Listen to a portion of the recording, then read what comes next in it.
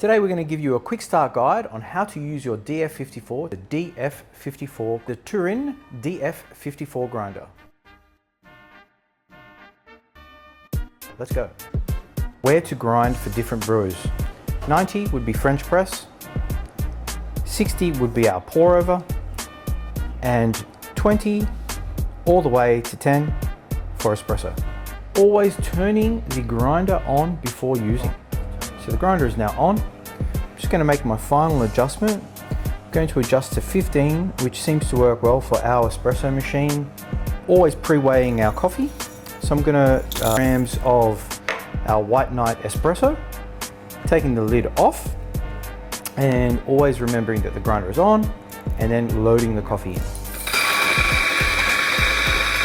Putting the cap back on.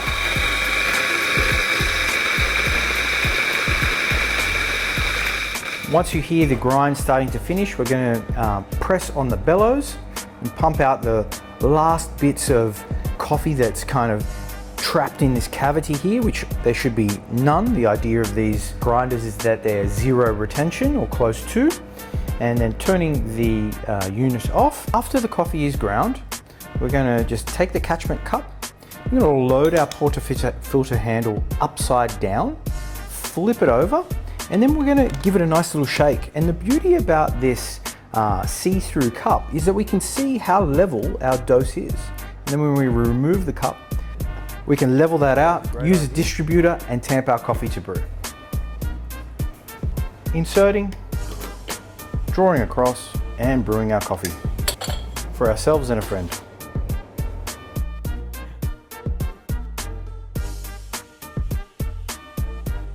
So the biggest issue that you will experience with the DF54 is if you try and load the coffee in before turning the grinder on. So always turning the grinder on, then loading our coffee.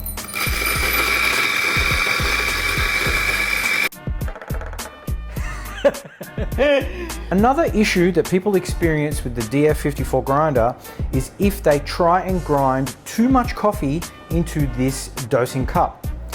If you want to grind, say, more than 30 grams of coffee, you're going to need to remove this cup, put a larger bowl underneath, and then grind your coffee.